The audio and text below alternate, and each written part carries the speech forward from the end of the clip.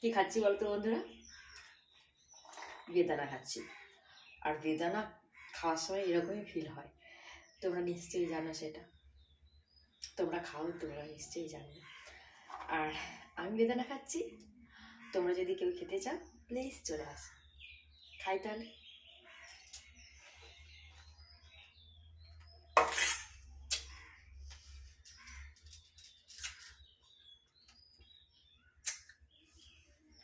Sensodyne ব্যবহার করতে হবে, দাঁতের গোড়া শিরশির করছে, পুরো টক টক ভাব আমলে যাচ্ছে।